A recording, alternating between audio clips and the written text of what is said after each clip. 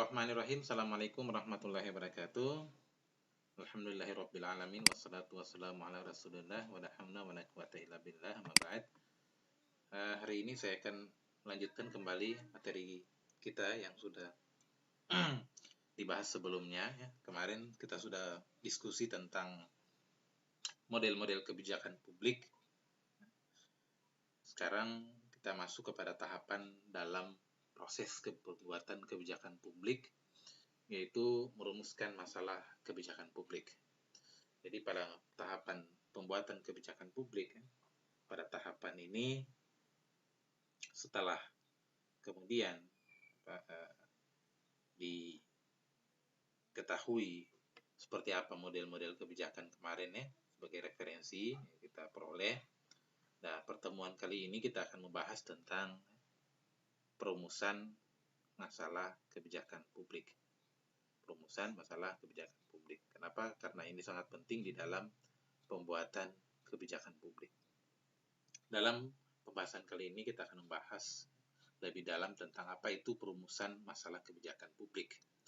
Jadi kalau kita bicara tentang perumusan kebijakan publik, bahwa di dalam kebijakan publik itu sendiri, perumusan ini merupakan hal yang sangat krusial.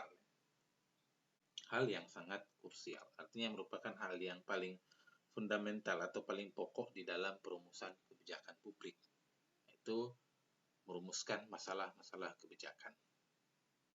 Kenapa hal yang sangat krusial? Karena disinilah penentuan awal, titik awal kebijakan itu dibuat. Salah dalam menentukan masalah kebijakan, maka akan salah dalam memecahkan masalahnya. Ya. Jadi kenapa sering gagal kebijakan publik? Karena memecahkan masalahnya yang sering salah. Jadi memecahkan masalahnya sering salah. Sehingga solusinya pun ya pasti keliru. Solusinya keliru. Sama dengan orang sakit. Salah dalam mendiagnosa penyakit. Salah kasih obat. Ya pasti akan salah. Pasti tidak akan sembuh. Kenapa? Karena salah diagnosa. Nah, tahapan dalam perumusan kebijakan publik, perumusan masalah kebijakan ini merupakan hal yang krusial karena ini merupakan tahapan awal untuk mendiagnosa terhadap permasalahan-permasalahan kebijakan. Nah, inilah yang paling penting sekali di tahapan awal di dalam pembuatan kebijakan. Bahwa hal yang paling penting dilakukan di tahap awal pembuatan kebijakan adalah merumuskan kebijakan publik. Nah, berbicara tentang perumusan kebijakan publik merupakan bagian yang sangat penting sekali. Sekali lagi, perumusan masalah kebijakan publik adalah hal yang sangat-sangat penting sekali. Nah, kalau kita bicara perumusan masalah kebijakan publik, sekarang tadi saya sudah katakan sangat penting, karena dalam proses kebijakan publik ini sangat berpengaruh besar dalam proses kebijakan publik. Kenapa? Karena disinilah yang paling menentukan langkah-langkah berikutnya. Artinya ketika sudah diketemukan permasalahannya yang jelas, maka akan memperpengaruh terhadap perumusan atau tahapan-tahapan pembuatan kebijakan selanjutnya. Nah, kebijakan publik itu bisa disusun dengan baik, bisa dilaksanakan secara efektif dan efisien oleh lembaga-lembaga yang melaksanakan kebijakan tersebut jika itu kemudian sudah dirumuskan secara tepat. Akan tetapi kalau kemudian ini dirumuskan salah, nah ini yang kemudian bisa mempengaruhi pelaksanaan kebijakan itu sendiri. Jadi masalah melaksanakan kebijakan secara benar itu memecahkan masalah yang dirumuskan kemudian secara salah, ini yang menyebabkan kemudian kebijakan banyak keliru di dalam pelaksanaannya. Kenapa? Karena salah menentukan permasalahan. Agar kemudian kebijakan tepat dirumuskan, maka perlu menempuh beberapa tahap di dalam merumuskan masalah kebijakan. Jadi dalam menetapkan masalah-masalah kebijakan harus dirumuskan dengan 4 metode perumusan masalah kebijakan publik secara umum dalam teori kebijakan publik. Apa saja metode tersebut? Pertama, pengenalan masalah. saya jelaskan. Kemudian pencarian masalah atau melakukan meta masalah, pemetaan masalah. Kemudian pendefinisian terhadap masalah. Kemudian spesifikasi masalah. Pendefinisian masalah yang masalah substantif, kemudian terakhir adalah spesifikasi masalah. Apakah ini formal atau prosedural ya. Jadi inilah yang dilakukan oleh perumus kebijakan, pembuat kebijakan. Di tahapan awal ini akan dilakukan untuk merumuskan masalah kebijakan. Dari kegiatan ini akan dilahirkan informasi yang jelas tentang apa sebetulnya permasalahan itu yang terjadi sehingga kebijakan ini akan ditetapkan nanti. Jadi berangkat dari masalah inilah kemudian tahap berikutnya akan dilakukan, sangat dipengaruhi oleh tahapan-tahapan di bagian penetapan masalah kebijakan. Ya, sekali lagi bahwa bicara tentang tahapan merumuskan masalah kebijakan itu diawali dari pencarian dulu situasi masalah, mengenal masalah, kemudian mencari masalahnya, kemudian memetakan masalah, mendefinisikan masalah, spesifikasi masalah. Nah, berdasarkan sifatnya, masalah kebijakan publik itu, menurut William Dunn, setelah kita kenal tahapan-tahapannya, berdasarkan sifatnya, ini menurut William Dunn, jadi kebijakan publik itu memiliki beberapa sifat-sifat masalah publik. Yang pertama, saling ketergantungan. Jadi terkadang kebijakan publik, masalah-masalah kebijakan publik itu bisa saling kait-mengait antara satu dengan yang lain.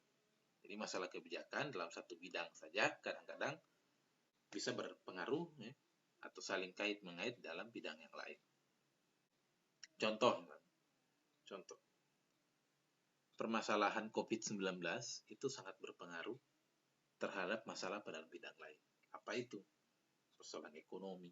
Jadi hanya masalah kesehatan itu bisa berdampak mempengaruhi pada masalah dalam bidang-bidang yang lain. Masalah COVID-19 saja itu sudah berkaitan dengan urusan ekonomi, sudah berkaitan dengan urusan-urusan yang lain ya, tenaga kerjaan, urusan semua aspek ya, sangat mempengaruhi. Bahan bakar misalnya, apabila terdapat kelangkaan bahan bakar BBM, maka akan berpengaruh juga pada yang lain. Tidak berjalannya sektor industri, macam-macam. UKM kadang tidak jalan, ojek online, dan segala macam. Ojek-ojek ya, transportasi. Itu disebut dengan sifat masalah yang saling ketergantungan antara satu dengan yang lain. Jadi harus dikenali apakah masalah ini punya keterkaitan dengan, mempengaruhi dengan dalam masalah bidang yang lain. Kalau dalam masalah bidang lain punya kaitan apa saja itu mesti diidentifikasi. Itu harus dikenali. Kemudian yang kedua, subjektivitas dari masalah kebijakan. Jadi dalam kondisi eksternal yang menimbulkan suatu permasalahan didefinisikan secara selektif. Jadi kondisi dari luar yang mempengaruhi itu harus didefinisikan secara lebih jelas di dalam mengenali masalah kebijakan.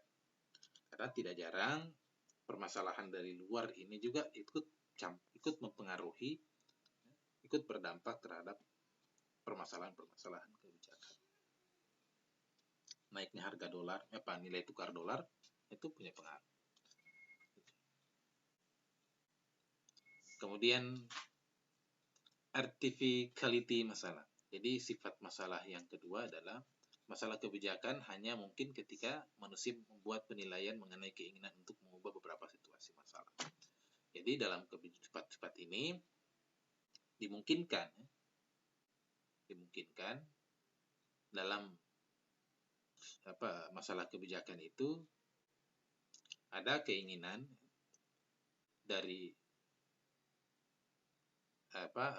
pembuat kebijakan atau dalam lingkungan sekitar itu atau di lingkup wilayah tersebut menginginkan supaya ada perubahan terhadap beberapa ya, masalah-masalah kebijakan atau ingin berubah suatu kebijakan. Dengan hasil riset misalnya, lalu kemudian muncul rekomendasi menginginkan akan ada perubahan terhadap suatu kebijakan. Kemudian dinamika masalah kebijakan. Sifat yang terakhir ya di dalam kebijakan publik menurut William Dunn ini. Ini dinamika masalah kebijakan. Jadi masalah kebijakan ini sangat fluktuatif atau sangat dinamis ya. Sangat dinamis. Jadi banyak sekali ya. Sangat dinamis ya. Ada banyak solusi yang ditawarkan untuk memecahkan suatu masalah sebagaimana terdapat banyak definisi terhadap masalah tersebut. Jadi sifat masalah ya, kebijakan itu sangat dinamis. Tidak menentu ya. Artinya dalam situasi itu bisa saja ya, banyak sekali hal-hal yang bisa menjadikan sebagai solusi. Jadi banyak cara menuju ke Roma kira-kira gitu. Jadi banyak alternatif-alternatif yang bisa digunakan untuk memecahkan permasalahan-permasalahan dalam kebijakan. Ada problem, lalu bagaimana solusinya. Nah, banyak sekali pada sifatnya sangat dinamis. Banyak sekali cara-cara yang dapat digunakan di dalam menyelesaikan atau dalam merumuskan kebijakan. Nah, berdasarkan karakteristiknya, memang masalah kebijakan ini sebagaimana yang saya sebut tadi itu sangat-sangat dinamis. Ini sangat situasional ya. Sangat situasional. Kenapa? Karena tidak ada satu kebijakan yang dikatakan kebijakan itu kebijakan yang bisa berlaku secara keseluruhan, tapi tergantung dengan kondisi-kondisi tertentu. Jadi masalah kebijakan ya, dan solusinya itu berada dalam kondisi selalu berubah ya. Karena ya, sangat dinamis ya. Karena sesuaikan dengan kondisinya. Tidak ada yang paling dianggap paling tepat ya. Jadi dengan kata lain tidak akan pernah ada solusi kebijakan efektif selamanya. Artinya begini, tidak ada kebijakan yang kemudian bisa dipakai sampai seumur hidup. Yang itu dibuat oleh manusia itu sendiri. Kenapa? Karena problem ini selalu muncul dan berubah-ubah.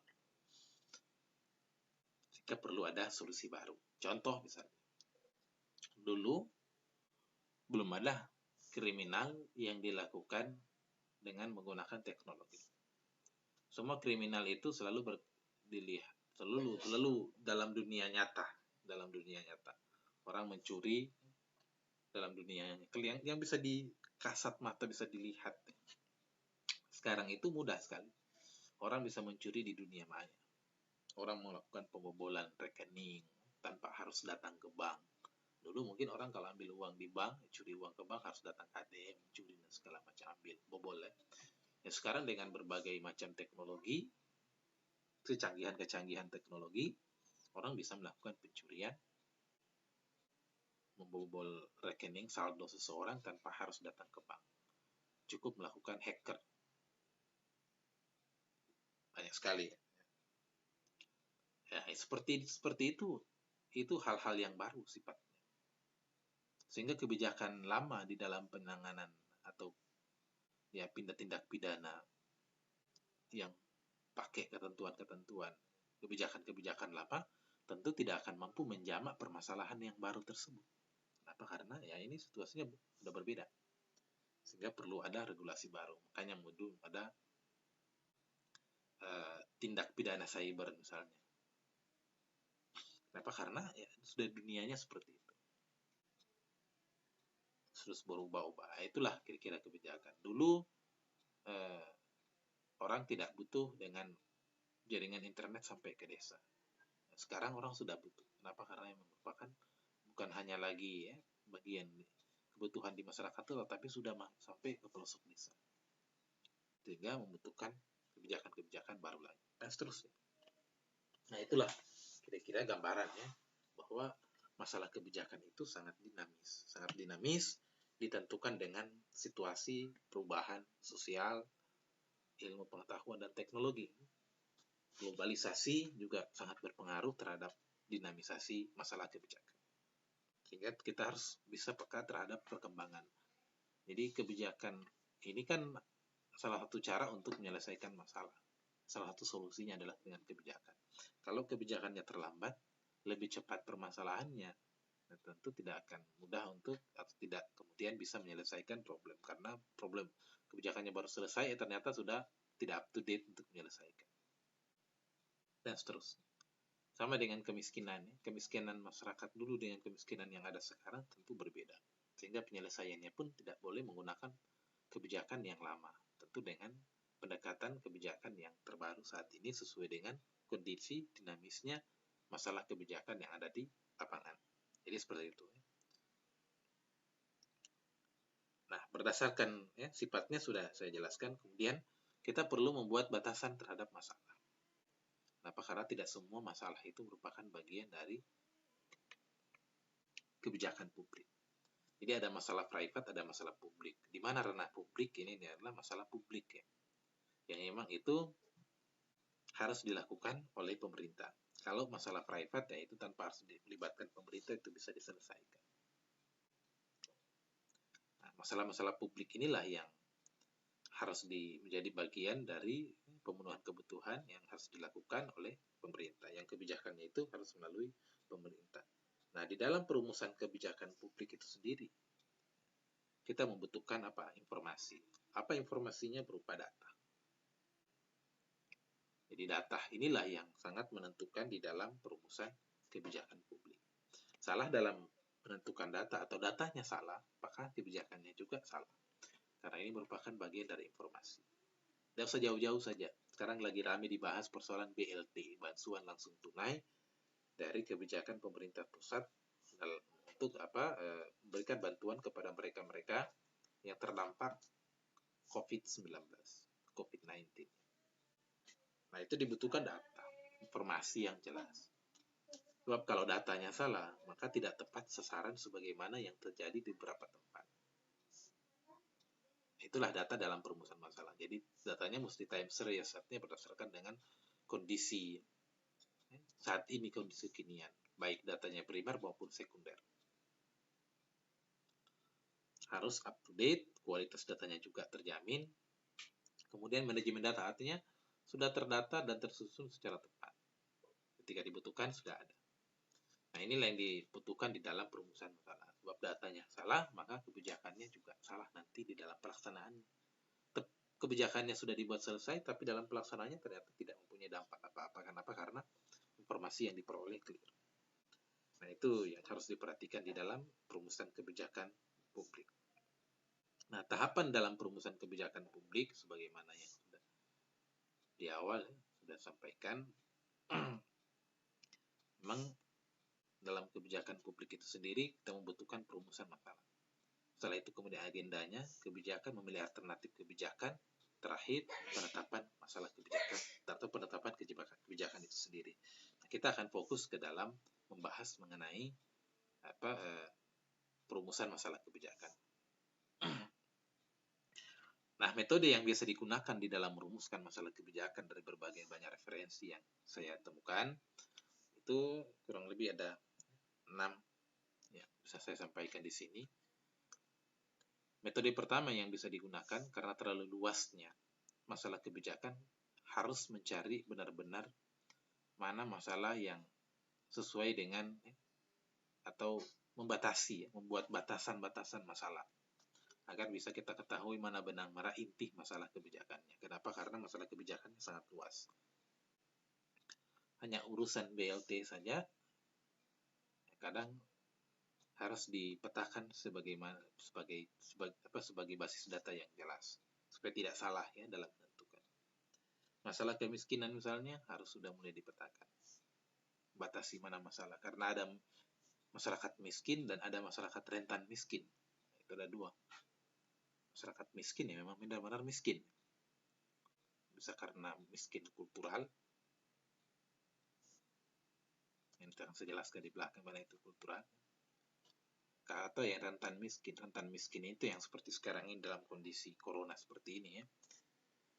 UMKM yang tadinya memang mereka setiap harinya dapat pendapatan sehingga tidak masuk dalam kategori masyarakat miskin karena cukup membiayai kehidupannya, bahkan sudah bisa bangun rumah dan segala macam. Tapi dalam situasi seperti ini mereka harus gulung tikar, tutup semua usahanya. Kenapa? Karena tidak ada proses jual beli, karena menurunnya tingkat pendapatan ekonomi masyarakat. Kemudian yang kedua, setelah diidentifikasi, dibatasi, baru kemudian ditetapkan mana yang sesungguhnya problemnya, mana sebetulnya yang jadi problem, supaya diketahui. Kemudian dibuat analisis hierarki, ya. Di dalam metode analisis kebijakan publik itu menggunakan biasanya analisis AHP, analisis hierarki proses, untuk mengidentifikasi mana sebetulnya penyebab-penyebabnya yang sebenarnya dari situasi masalah itu, mana sebetulnya penyebabnya. Kemiskinan itu penyebabnya apa? Karena SDM-nya kurang, karena tidak punya pendapat, tidak punya pekerjaan, atau karena apa? Jadi membuat analisis hierarki. Setelah kamu membuat analisis hierarki, sehingga kemudian ditetapkan, ya, kemiripan isu atau diketahui mana yang paling yang sebenarnya tapi terdapat kesamaan. Oh, ternyata SDM, ternyata karena tidak dapat pekerjaan, ternyata tidak ada modal, yang terdapat kesamaan-kesamaan. Kemudian kelima adalah mencari ide, gagasan, ya. Menggali gagasan, tujuan, dan strategi untuk kemudian mengetahui situasi problematis yang sesungguhnya. Nah, baru setelah itu kemudian menyajikan peta penalaran atau meta-analisis, ya. Tingkat pentingnya kebijakan itu dibuat. Itu metode perumusan masalah. Nah, kemudian kalau kita melihat situasi masalah, memang harus dirumuskan mana yang paling tepat. Yang emang situasinya yang paling krusial. Saya kira ini bisa dibaca. Nah, misalnya kemiskinan, ya. Misalnya kemiskinan. Nah, akan muncul kemudian pemetaan dengan dalam bentuk analisis, ya. Apa sebetulnya yang menyebabkan kemiskinan itu terjadi? Hakikatnya, masalah kemiskinan itu apa? Jadi harus diuraikan. Apakah karena rendahnya tingkat pendapatannya, sehingga mereka kemudian miskin, atau karena malas, ya, etos kerja rendah, karena tidak ulet, ya. Ada orang yang tempatnya miskin, tapi karena ulet, sehingga dia kemudian bangkit. Ada yang punya sumber daya manusianya cukup, sumber daya alamnya ada, tapi rendah etos kerja. Orang bilang pemalas. Apakah disebabkan itu? Apakah karena masalah struktural, ya tadi? Memang tidak ada akses, ya. Akses meningkatkan kehidupan ekonomi, dapat pekerjaan tidak ada, atau mungkin karena disebabkan struktur sosial yang ada, memang karena yang tidak ada akses, ya. Atau masalah kebudayaan, kultur budaya setempat yang memang tidak mau mengakses, ya, keluar, mereka tetap dengan budaya setempat. Misalnya saya sempat mendengar di Bangkep sana ada satu masyarakat di satu wilayah yang mereka tetap menggunakan metode atau budaya-budaya selama ini. Kalau mau beli itu tukar barang dengan barang, bukan uang dengan barang. Sehingga putaran ekonominya tetap seperti itu. Jadi mereka bisa saja karena masalah budaya. Ada yang seperti itu, ya, ada yang seperti itu. Banyak tempat yang ditemukan seperti itu karena masalah budaya. Bahkan di wilayah perkotaan sekalipun, di wilayah Jakarta dan di wilayah Provinsi Banten sana masih ada. Di Sulawesi Selatan juga masih ada. Jadi ini yang kadang penyebabnya, ya. Kenapa kemudian kemiskinan itu masih ada. Dan masih banyak lagi saya kira yang bisa digali. Kenapa sih terjadi? Nah, itu sangat perlu untuk kemudian menentukan apa sebetulnya yang harus dilakukan. Kalau kemudian sudah dapatkan permasalahannya tadi, pertanyaan-pertanyaan tadi sudah didapatkan, jika kemudian misalnya merupakan masalah ekonomi, maka alternatif tindakan yang sesuai, misalnya dengan memberikan kesempatan kerja, meningkatkan pendapatan masyarakat dengan memberikan bantuan-bantuan yang sifatnya bisa mendorong kembali pendapatan masyarakat. Kalau mereka misalnya tadinya petani tapi petaninya tradisional, dibantu dengan teknologi. Kalau misalnya berkaitan dengan masalah etos kerja, maka perlu rangsangan ya, untuk bisa membangkitkan semangat dalam meningkatkan kinerjanya. Tapi kalau masalahnya adalah masalah strukturalnya, maka harus dilakukan perubahan struktur sosial di masyarakat supaya meningkatkan kembali tingkat pendapatan masyarakat. Inilah contoh-contoh ya, contoh-contoh di dalam perumusan masalah kebijakan.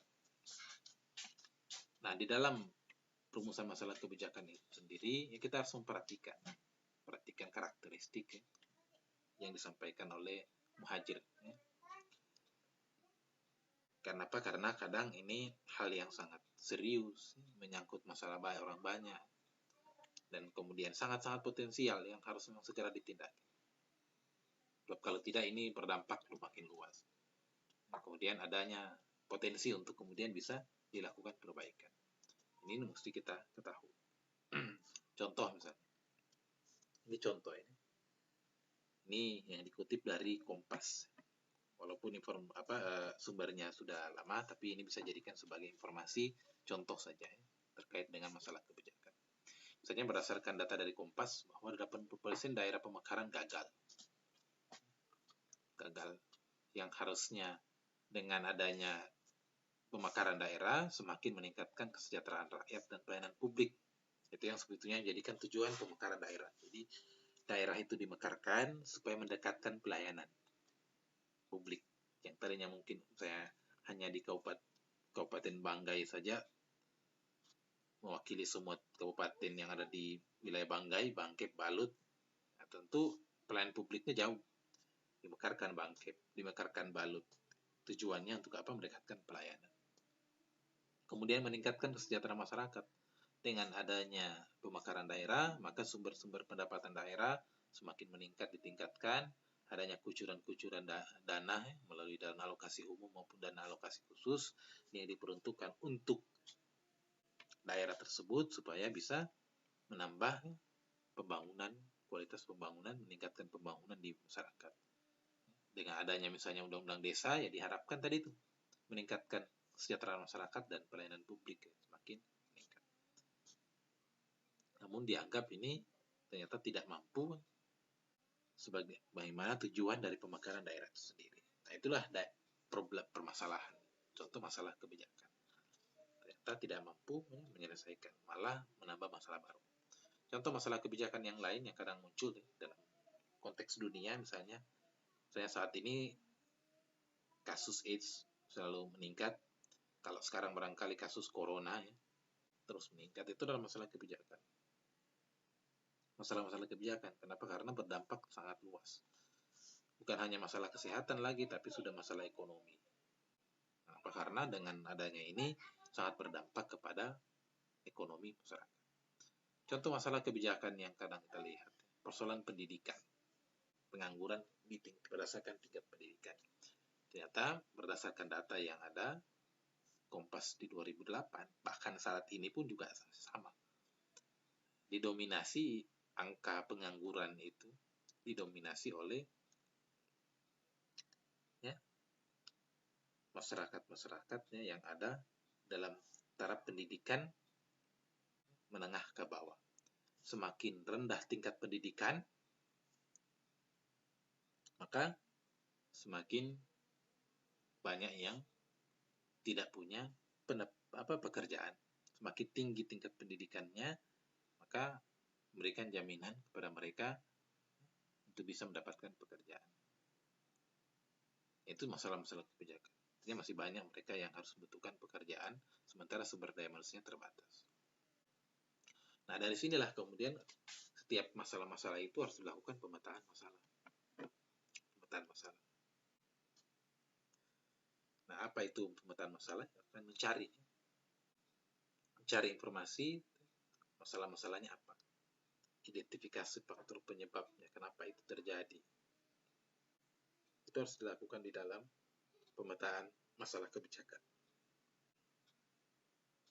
Jadi hasil dari pemetaan ini, pengenalan masalah, ini bisa didapatkan terhadap situasi, kondisi masalah itu sendiri. Dari sinilah kemudian kita bisa mengetahui kenapa itu terjadi, sehingga faktor-faktor penyebab yang akan bisa dirumuskan di dalam kebijakan nanti semakin jelas. Jadi tidak hanya dalam satu faktor saja, tapi harus diperhatikan faktor-faktor yang lain yang kadang tidak terseleksi dengan benar. Sehingga memang mesti diidentifikasi secara benar. Ada faktor-faktor lain yang turut menjadi penyebab sehingga masalah itu timbul. Jadi jangan sampai hanya dalam faktor tunggal saja, karena sebab ini, tapi tidak ada faktor lain. Tapi harus diidentifikasi secara baik seksama, agar supaya kemudian jelas ditemukan secara pasti data dan informasi terhadap permasalahan kebijakan. Contoh misalnya berkaitan dengan masalah kemiskinan. Dari identifikasi atau pemetaan masalah atau pencarian informasi terhadap masalah kebijakan, itu bisa diketahui ternyata persoalan kemiskinan itu seperti apa dari pemetaan masalah. Ternyata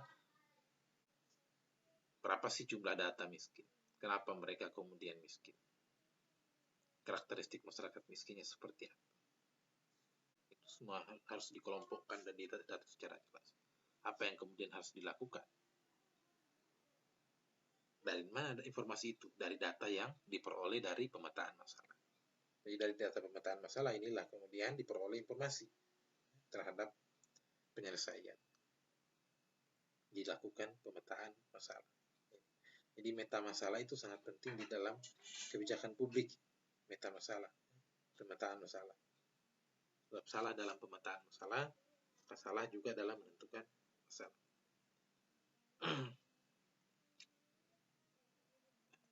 Contoh misalnya kalau kita terkait dengan meta masalah, jadi ini kalau kita salah dalam menentukan rumusan, maka kita akan tidak mengetahui apa sebetulnya yang terjadi.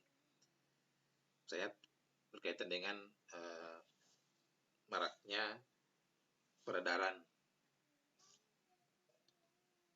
narkotika, misalnya sabu-sabu narkotika, psikotropika. Maka harus kemudian dipetakan tahapan-tahapan terhadap mulai dari situasi masalah. Kenapa itu terjadi? Karena masyarakat sudah mulai resah dengan maraknya meningkatnya peredaran narkotika. Lalu kemudian dilakukan pemetaan terhadap masalah. Kenapa kemudian itu banyak merebak, meningkatnya? Mulai mungkin pertama mudahnya memperoleh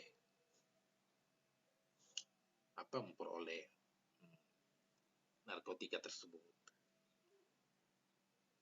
Kemudian banyaknya anak-anak remaja yang mengkonsumsi. Kemudian moralitas masyarakat yang menurun. Macam-macam faktor penyebabnya. Dari situlah kemudian diketahui situasi masalah dan meta masalah. Dari situlah kemudian baru akan ditetapkan, apakah ini masalah yang substantif ataukah tidak. Kalau kita bicara masalah substantif, itu kalau bicara tadi misalnya masalah kemiskinan, misalnya karena terkait dengan kesempatan kerja yang kurang, atau SDM-nya kurang. Kalau berkaitan dengan sabu-sabu misalnya tadi karena ternyata moralitasnya rendah, atau mudahnya mendapatkan